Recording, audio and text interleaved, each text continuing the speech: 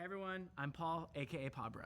And I'm Andre, also known as 21 minutes. Today is October 30th, which is a bit earlier than usual, because we're flying to Worlds soon, and we wanted to film this before we left.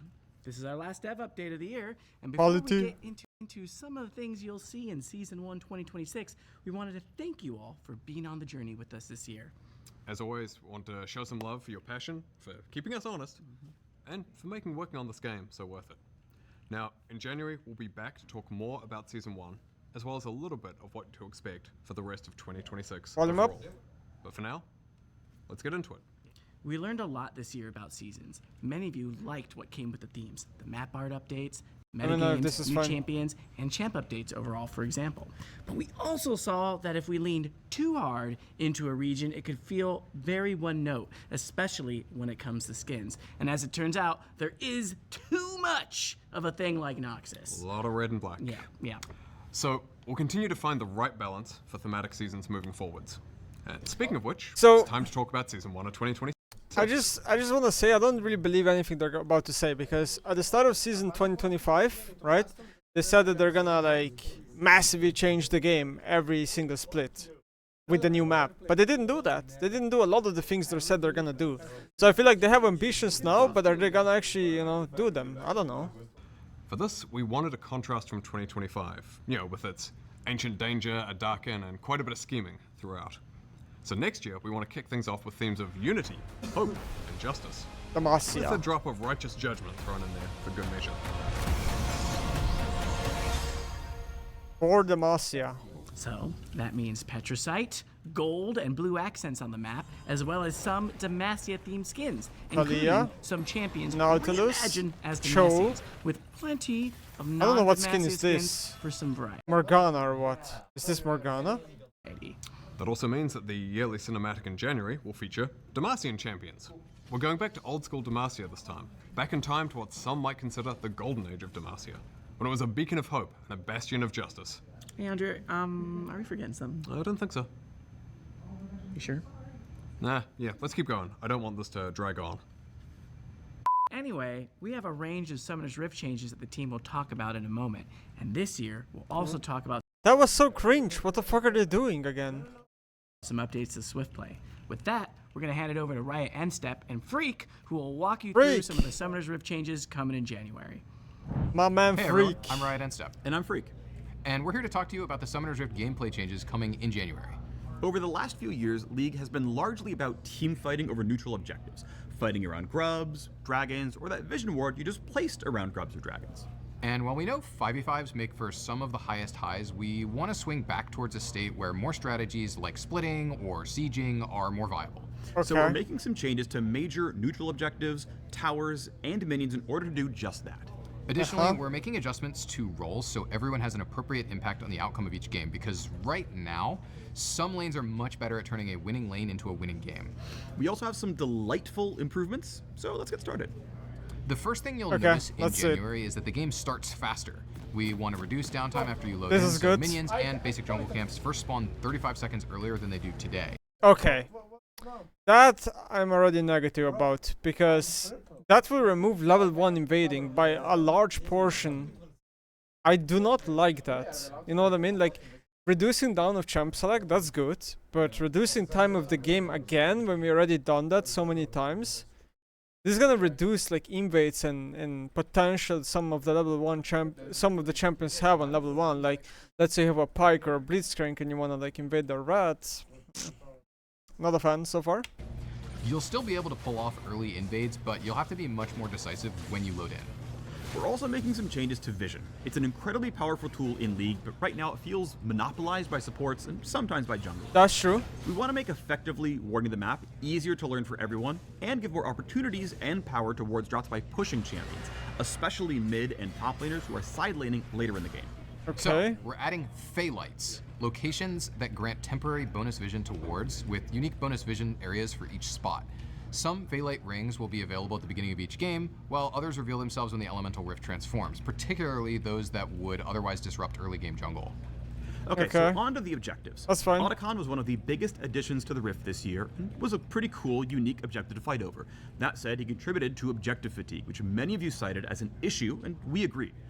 we wanted to alleviate this over time. We had removed the second form of Otacon, we removed the second set of grubs, but it really wasn't enough. So, just like Zehen did, we are cutting Otacon out of the game. That includes Blood Roses and the petals with them. Okay. That said, let us know what you think about limited time gameplay changes and if there's something you'd like to see more of. But back to Otacon, That's fine. King's removal also means that Baron will go back to his old 20-minute spawn time. Welcome back, King. I mean, that's fine, right? I think it's fine. Otacon has a lot of downsides that people don't really talk about, IMO. Additionally, we're making all epic monsters more durable, especially late game dragons as you get closer to Dragon Soul. That should make it... I like this, what I'm seeing here, because sometimes on your second or third dragon, you would just one-shot it with so many champions. You literally just one-shot it. Monsters more durable, especially late game dragons as you get closer to Dragon Soul. That should make it so that it's easier for teams on the back foot to contest dragons and other epic monsters or trade something meaningful on the other side of the map.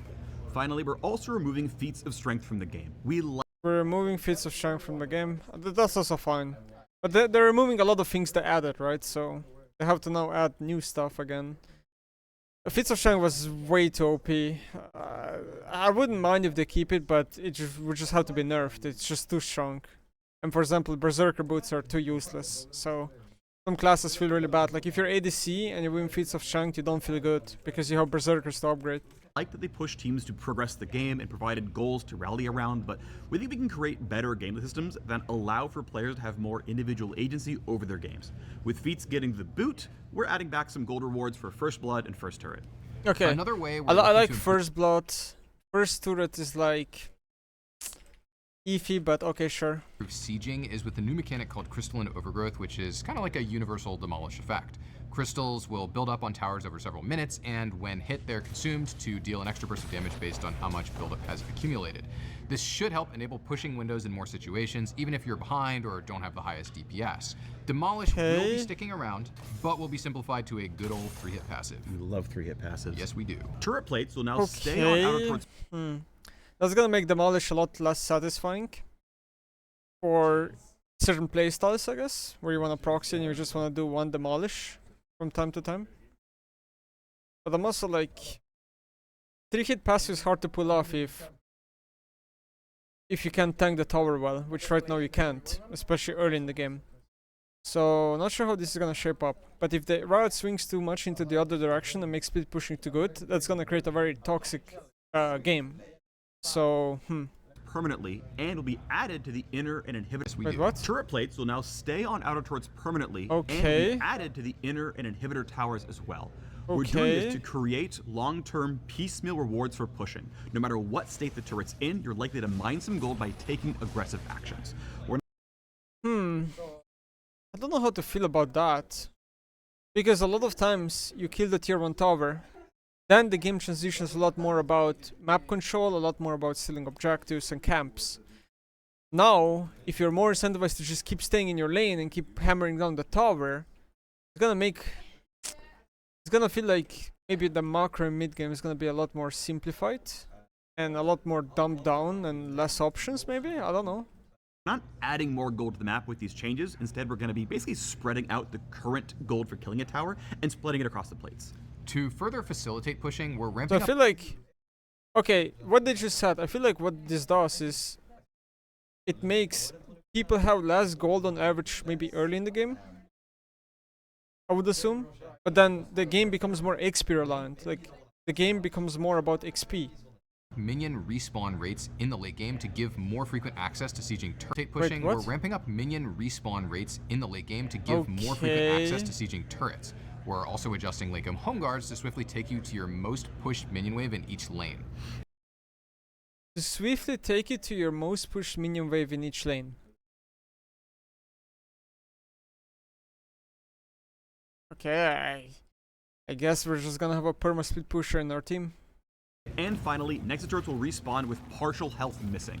We like that the respawn allows a team to hold their base for a while and not have to worry about getting backdoored by a Twitch, but with a full health respawn, it meant that it was honestly incorrect for a sieging team to finish killing the turret sometimes. That is true. That's a good point by Freak.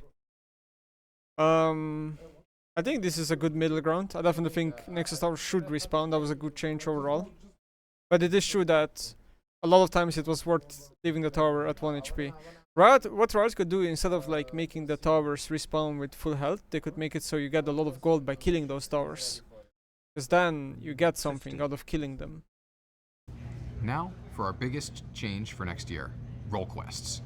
When you load into the game in January, top, bot, and mid lane will now have their own quests that reward unique power, similar to the jungle pet evolutions and the support item upgrades. You'll progress these new quests by killing minions, champions, plates, towers, or epic objectives. All the things you'd normally be doing in a game. You'll progress even faster by doing those in your assigned lane.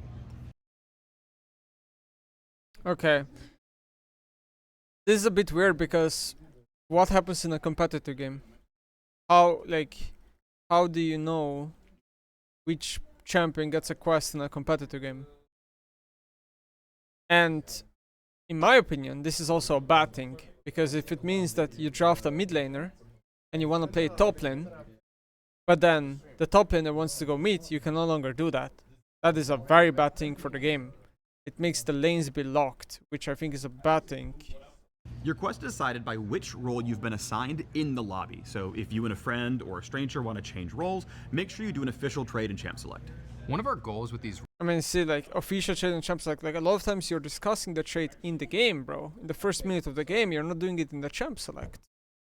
role quests is to buff top and bot carry relative to the other roles, as they're currently the two weakest. Quests is to buff top and Buff top and bot carry. bot carry relative to the other roles, as they're currently the two weakest. And as a result, the quest I mean, I'm surprised they're saying top is, like, currently the weakest role. Like, that's weird to me, but ADC makes sense. Everyone's been saying ADC is trash. rewards are going to be comparatively stronger for them. I honestly don't believe that top is, like, one of the weakest roles. I legit think they're lying here. Now, let's get into the rewards which will be granted in I just think top is mega popular, especially in China, and they wanted to make it feel better. a new role quest slot. Historically, Now, let's get into the rewards which will be granted in a new role quest slot. Historically, top laners haven't always felt like they have the agency over the game. See, they're talking about agency, not that it's weak. They're saying it's weak, but it's just an agency problem. It's separate. So they're kind of lying what they're saying. They deserved, even if they won their lane. And that's something we would like to change this season. Upon quest completion, top laners will receive pretty much summoner teleport for free on top of the two summoners they already chose. Now, if you had taken teleport in pregame, instead that spell gets a lot stronger, giving a very, very large shield when you use it. In addition, Ah. Ah. That is a lot of power. That is a lot of power. to getting a functionally free summoner spell, top laners will also get a bunch of bonus XP up front, more XP from future sources, and an increased level cap. Now, to mid lane. This is weird because I honestly just never see anyone complain about top lane like they did years ago. I think that was like completely fixed. I'm just like shocked they're buffing top lane. A huge variety of champions can be played there, so we wanted this reward to be good whether you're mage, assassin, or both, like Malphite mid. And upon completing the quest, mid laners will receive a free tier 3 boot upgrade like the ones you could buy with feats, as well as a faster recall. Rounding it out for But I don't get this. Why do the roles get like different things? Doesn't that make it weird? new quests in bot lane, we're going to lean even harder into the carry part of the role. So while top laners are getting bonus XP, bot laners are getting a whole bunch of extra gold. When completing their quest, they get a lump sum of gold, increased gold from minion kills, champ kills, and champion assists for the rest of the game. And you might be asking, well then what do I do with all this gold if I hit item cap? Don't worry, the item cap is going up. Your 7th item slot will hold your boots permanently, allowing you to get 6 full legendary items for extra hard late game scaling. Whew. I just feel like they're adding so much power to the game. I'm kind of afraid what that's gonna do to the game. I feel like this makes sense. Like, it makes sense they're giving ADCs gold because they want ADC champions to be their stats, they want them to be balanced around gold. So this makes sense. Like when they did the Tristana rework, when they did the Smolder rework, they made those champions be a lot more about gold and less about XP in a way. So it makes them not be as strong on mid lane and top lane. So I get why they specifically put ADC as gold and why they specifically. I have always held the opinion that ADC should be the best scaling role. So ADC uniquely being able to be 6 legendary items makes sense. Like, I feel like the ADC changes make the most sense compared to mid and top changes so far. Jungle and support But already it is a lot of power. quests and rewards, but we still wanted to take this opportunity to make some changes to them. Jungle is by far the strongest role in the game right now. When I talk about this, like every clip, every video I talk about this, right? And then people like in the comments are telling me that I'm wrong and that I'm delusional. This role is like, I would assume 20 to 30% stronger than every other role. That's how big the power gap is. Especially when it comes to early map influence. So we're slightly lowering the speed of early game clears to give lane matchups a little bit more time to play out uninterrupted. We're also making it harder for non-junglers to steal objectives by increasing their resists and making Smite deal more damage. Okay. That actually triggered me.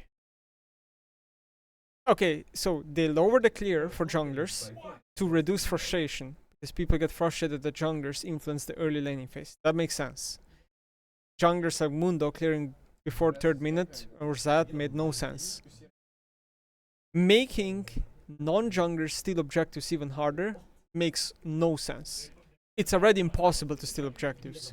Junglers already hold way too much power over objectives, and I guess they're making the problem even bigger, which is a bad thing. Also making it harder for non-junglers to steal objectives by increasing their resists and making Smite deal more damage. Their role quest is still getting pet upgrades and PvP smite like before, and they're now getting increased golden XP from large monsters when the quest is done, as well as bonus movement speed in the jungle. Similar to jungle, we think support is already plenty powerful and has a very functional role quest, so we didn't want to directly increase. Okay, so let me translate what they're saying here. They're not saying that support is too powerful necessarily. What they're saying is, hey, I mean, they're basically lying. They're just saying, we're buffing ADC, so that means we can't buff support. Increase their power. With that in mind, because every role is getting buffed, remember? Like the whole power level of the game is going up. Wanted to give them quality of life oriented upgrades, so we're giving them a new slot exclusively for control wards, discounts on control wards, and a little bit more gold over time so they can keep pace a little better with the other roles. Overall, we want these quests to represent meaningful power spikes in a way that leans into the unique strengths of each role. This also allows us to delete the lane swap detective mechanic that we added last year to combat pro lane swapping. We'll be keeping a close eye on how quests land, so please let us know your thoughts next year. Bro, I'm so skeptical of these changes so far. Like, that is so much power to the game. We're just gonna make it completely like it was before durability patch, probably, in a way. And I feel like they're just giving so much power to every role. And they're killing swapping roles between lanes, which gives strategic options in the game, which is a bad thing. But role quests aren't all we have planned to make your champions feel more satisfying. We're going to bring back a few items to the Rift for each class, so give them some shiny new toys, including bringing back a few familiar favorites like Hextech Gunblade. Hextech Gunblade is a good thing if point and click is not in the game. Like, they need to remove point and click or make it really weak, and then it's fine. For example, we're adding the new Scepter of Bonking for AP fighters, which will empower your Spellblade Bonk to double your on-hit effects. That's not the final name, is it? I would like it, but no, we're probably gonna give it something in canon. I do love bonking. Well, anyway, given none of these names are final, if you're an AD fighter without a good way to get Omnivamp, you can grab Blood Sphere, which will give you some Omnivamp and also ability haste scaling with your AD. Or if you play an AD carry who's really good at auto-spacing, you can pick up Snowbow for extra range on takedown, plus damage amp based on how far away you are from your opponents. We took a hard look at which subclasses didn't feel like they were getting enough support from the current item system and worked to fill those spaces, so we're hoping many champions have at least one of the 9 new items that they can get excited about. 9 items is a good, it's a good number. I don't think we need too many items. 9 is probably on the higher end of what I would think the game needs. I think the game needs like 5 to 6 at least, but not much more than that. Speaking of which, we're also adding crit damage back to 200%. Alright, we know So crit damage back to 200% is a lot of power to ADC. that was a lot to cover. We're excited to hear what you think of all these changes as the new season kicks off. I think it's too much, I would assume. I would assume these changes are so much power. And in case you're looking for even more details or Like, the power creep is just gonna go up, I feel like. insights on these changes, make sure to check out the dev blog that's live right now. That's it from us on the Summoners Rift team, and so we'll throw it back to Pablo and Medler, and we'll see you on the Rift. Okay, let's talk about ranked. This year we've been making improvements to shorten queue times and make your I really hate that they're making level 1 invades less interesting. matches more fair through improvements to inting and griefing detection. I'm kind of only mentioning the things I hate right now. And, more recently, we ran a test in late September that reduced queue times by 40% at all ranks. I've noticed in this. ranked in EU The West queue and time, Oceania. it's good. We want I to think double it's down on good. that work and make 2026 the best time yet to climb. This is good. So next what year, they did. we'll be also tackling 2 common frustrations, Dodging. mismatched teams and long queues. Something we want to address is visual rank disparity in lobbies as well. When players start their climbs late after a reset, you may see a bronze player in an otherwise gold game, which can feel particularly unfair.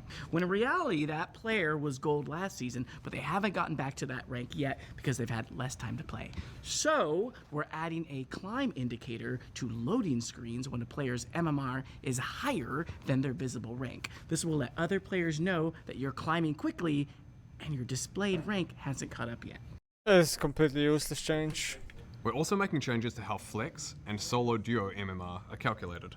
Okay. A common pain point is someone who is silver in flex and, say, diamond in solo duo just stomping a bunch of games, when in reality they're truly diamond in both ladders. Okay. So this season, if your solo duo MMR is much higher than your flex MMR, the system should bring your flex rank a lot closer to your solo duo. That's one. good. That's good. And that should mean flex matchups will feel a fair bit more balanced moving forwards. That's good. Next, we're making changes to autofill. The reality of League is that certain roles are substantially more popular than others, and having an autofill jungler versus a jungle main can feel like an True. auto loss. This means that quite often people either dodge to avoid it or hold your lobby hostage in order to get you to dodge. True. When nobody likes queue times, this is an awful experience. So we have a number of changes to make autofill fairer, and to reward you for sticking with the role you're assigned when you do get autofilled. Okay.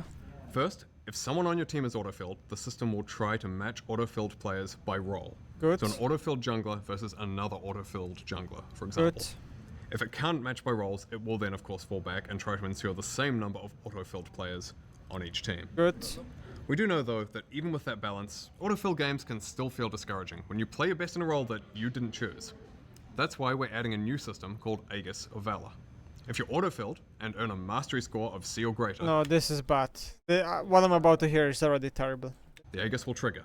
You won't lose any LP on a loss, or you'll earn double LP for a win. What the fuck, guys? I think this is the worst change I've heard so far in this video. So for those of you who main less popular roles and therefore seldom get autofilled, first of all, thanks. We haven't forgotten about you. You'll still occasionally receive the Aegis benefit at about the same rate as other players because we want to reward the role heroes who keep the queue healthy and moving. Horrible. I don't even know what to say. It's just horrible. Finally, we know how frustrating it is to be constantly returned to the queue because you get enchained dodges lobby after lobby. So we've made a few updates.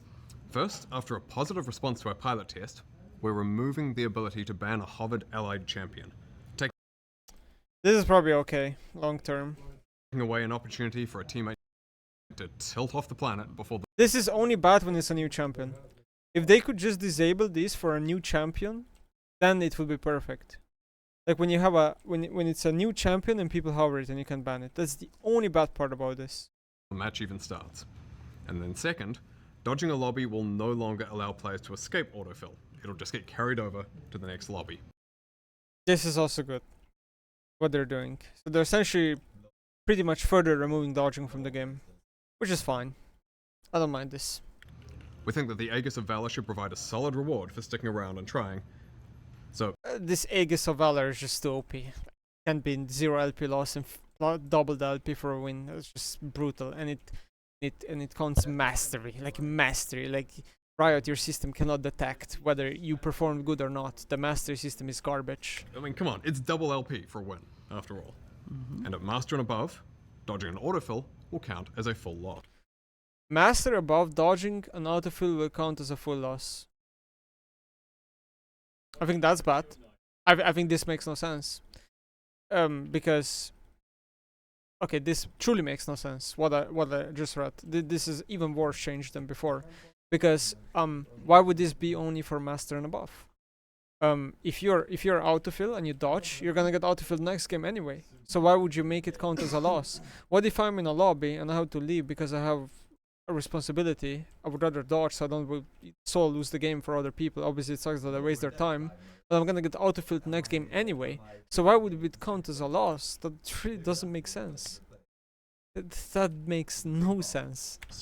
We know that this is a pretty big change from Then take the L, but guys, it doesn't work like that. Like if Master Plus players are supposed to take the L by your guys' logic, then everyone below that should also be able to take the L. Just make it fair then, you know? It just doesn't make sense. Because I'm not avoiding autofill by dodging. I'm gonna get autofilled anyway. how we've dealt with dodging in the past, and we believe that this will lead to higher quality and faster games. Speaking of speeding things up, we're also speeding up Champ Select by cutting down on timers and animations, which should save about half a minute. This is good change. Yeah, I did it. And if that wasn't enough, we've got one last ranked change.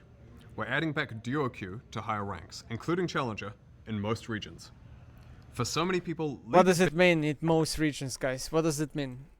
Better with friends. And in the past we disabled duoing at Apex tier ranks because it so often led to rank manipulation. But, because of the improvements we mentioned earlier, as well as the ongoing work on boosting and ranked manipulation detection, we're confident that we can bring back high MMR duoing without it being so abused. So, call up your friends. It's duo time! This is good. Switching gears, This is good. let's talk about Swiftplay. Swiftplay is pretty popular, and we think there's a lot of room for further improvement. And we want Swiftplay to be that place where you can get in a quick game, where you and or some friends can practice new champions, or where new players can come and learn and get their footing on the Rift. That means Swiftplay should still be somewhat competitive while providing quicker queues, faster games, and serving both new and existing players. So, we're rolling out some changes that should address the overall pacing, touching objectives, laning, and the jungle. Okay. To start with, we're bringing over a lot of the changes to Summoner's Rift generally that were talked about earlier in this video, except for role quests. Now, for Swiftplay specific changes though, the first thing we're tackling is game pacing. Swiftplay games are actually a bit long, and the general consensus is there isn't quite enough action. So things like long death timers, focusing on CSing in lane, and objective overload all take away from the promise of Swiftplay. So we want to get you to the action faster and more often. Now, while some of the Season 1 changes will help address this, you'll also start Swiftplay at level 3 with some extra gold similar to ARAM. We're also lowering death timers across the entire game, so you're getting back into the action quicker. Okay, I know a lot of you guys don't want to watch this, but this is good for the game, I think. What they're like basically saying, they just want to make like this very fast game mode. People can spam in games, learn fundamentals of the game. I think they know what they're doing, and I think this is good. I'll skip it because, like, again, I'm never gonna play Swiftplay. It just doesn't make sense for me, but this is good for the game. These changes, plus a lot more detail behind the specifics, so if you want to learn more, go for it.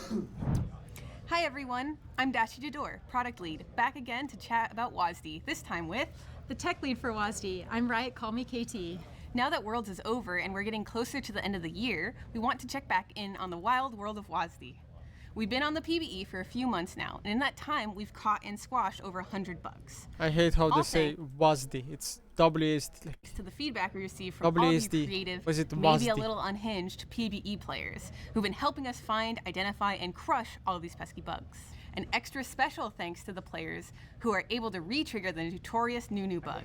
Even beyond bugs, PBE players have been giving us great recommendations and requests. One Redditor recommended that we add an option to do a single button input to move at a 45-degree angle up and down the lane. It sounded pretty wild at first, but we found through our internal testing that it actually saved a lot of finger pain. So it will be available as an accessibility option for WASD players going forward. Since our debut on the PBE, we've been continuously updating all the different facets of WASD. We've made improvements to navigating around minions, wall sliding, the new dynamic lock camera, and more. One of these features is a new auto attack system for WASD. With practice and dedication, you'll be able to weave attacks and movement, matching the experience in point and click to reach your optimum DPS. Our goal is to keep WASD as an alternative control scheme at all levels of play, not just for brand new players. We'll be keeping an eye on feedback as well as our internal data to ensure it remains an equitable experience. We've also been updating our dynamic locked camera. We've added the highly requested ability to tune the camera speed to your liking. Along with these settings, we heard your feedback on wanting a way to scout ahead, to check for ganks, look at other lanes, and much more. So we've introduced a new feature appropriately named the Scout Ahead mode. When you're in dynamic locked camera, you can hold your middle mouse button to freely move your camera and you'll snap back on release. These features, along with all the bug fixes, will be available when WASD goes live tomorrow in all queues except ranked and normal draft games. We're choosing to keep WASD out of draft modes for now, as we want to make sure you can have a smooth process for your ranked climb. Really? Tomorrow? Well, WASD will be live in all unranked queues except normal draft in patch 25.24, which for many of you should be tomorrow. Well, we saw your requests and questions about other features we've promised, like champion-specific keybinds and enabling many of these new features for point-and-click players. We're still working on them, and much more. As long as it's not better than We're at the keyboard point where we want to focus on mouse, getting large amounts of player data in order to drive our development further. Fine. So we're opening up the feedback channels to our much more global audience. Now, we still don't have the exact timeline on when WASD will come to ranked. We want to ship it when it's ready, which means fair, balanced, bug-free, and smooth to play. Please keep up the feedback and bug reports. There may still be a few stragglers out there. Only through our powers combined can we find all of them. That's it for us. Be sure to check back out on WASD when it's live and send your bugs, feedback, and best misplays. Thanks so much for listening, and we'll see you WASDing on the Rift. So how are your pickums? Not great. Bit too much hopium when I filled them out. I know how it feels, but the hopium is feeling good for me. I think I'm actually feeling great. Really? Totally. Uh-huh. Who's wearing the suit then? We don't know. WASD. Not gonna be me. I mean, we'll see. Good luck. Okay. Okay, we know that this was a long one with a lot of info in it. And we'll see you again in January, as mentioned, to talk a bit more about Season 1 and a little bit about the rest of 2026. I just Don't ignore forget what they that say, bro. ranked will stay open until the new season, so go finish your climbs, have a happy and safe holiday season, and we'll see you on the Winter Rift. Thank you so much. Bye. Okay. Dub blocks. Ranked. This? I feel like, I mean, there were some good things, but some things that I'm really skeptical about. So they want to make the game less about objectives, more about splitting and sieging. Again, sorry, I mean, it's really bright, I don't know. I don't have a dark mode. I think, risky. I mean, it's good because the game was too objective focused, but maybe some brain dead strategies of split pushing comes back and stuff like that. Jungle and support are much more influential. So here they don't even mention mid lane, but in the dub block they said only top and AD that are weak. So 35 seconds faster if you aren't counting invades. Personally, I'm not a big fan. I think they should keep level 1 exactly the same because, you know, some champs are just good at level 1 and there's strategy behind that. Auto removal is fine. I think the objective is lame and causes a lot of issues in a lot of ways. Piece of strength removal is probably okay. First blood will give you 100. First serve will give you 300. Okay. So those are back like old times. These changes. All epic monsters about 50% more durable, increasing the durability gain from Dragon's Vengeance, which stacks up more Dragon buffs the team has. The thing is, I think this might make the game even more about which jungle champion can clear fast. Like, it might be even more important if the camps are more tanky, you know? Or maybe they're so tanky that the game becomes more about tank junglers and you just play them low economy. Void Grubs and Herald will have slightly stronger effects. We're making comeback experience stronger for Dragons and Baron. Okay. They all level up alongside champions and now use that level to derive all their stats instead of scaling with game time. Okay. Wards drop by pushing champions, especially for me. This might make it so red sweep is no longer the best and you hold yellow sweep. Right? Baylights, special locations. Extra vision. We're hastening the recharge rates of yellow trinkets so they're available more consistently. Yeah, so the meta is gonna swap. Red sweep will no longer be that good and you're probably gonna just play yellow sweep. So then we have the crystalline overgrowth, the new feature that builds up on towers over time. Okay. Might be okay. think Demolish will be a lot more lame as a rune if they make it 3-hit time. Now some champions will abuse this much better, right? Like for example, Sam will not abuse 3-hit rune that well, but something like Fiora or Jax will a lot better, especially if you have an auto attack reset on a low cooldown. Blades are gonna be everywhere, which not sure how to feel, honestly. Not sure if I'm a big fan of plays being everywhere. I feel like they fulfilled their role better when they're only on the first tower. Improvements to home guards. Bro, home guards are too OP anyway. Until you reach auto turret, and once the laning phase is over, will extend to the furthest pushed minion in each lane. That is crazy, bro. Oh, that is just disgusting amount of like brain that Moon spit in the game that makes it even harder to track where champions are. Instead of minions and range champions dealing 70% less damage to turret plates, all turrets simply take 20% increased damage from melee champs and have their health increased to match. Which is nearly identical in practice, but easier to understand now. Okay. Minion respawn rates are gonna be ramped up, which I'm not sure how to feel about. Like, I feel like the game is gonna be a lot more about pushing tower and a lot less about jungle camps. Minions will spawn every 25 seconds instead of 30. One fever melee minion spawns whenever a cannon minion spawns in this mid wave. Wow, okay. It's gonna be weird when the minion wave is gonna be with a different number of minions. Minions will spawn every 20 seconds, and one less caster. A super minions will spawn now with every wave. Once an inhibitor dies, inhibitor kills will create substantially more pressure than before. Oh, so that means if you kill an inhibitor, it might be game over. Because the super minion will be coming in so much faster. Wow. Next turns with some 40% health. Okay. Hectic Gunblade. We have items here. I think I'm gonna wait with that to see how they look like. Storm Razor's back as well. Targeted active, dealing damage as long as the target. Oh. That is just not balanced. Roll quest. Bro, I don't know if I'm a fan of this. Like, some parts are good, but some parts are kinda meh.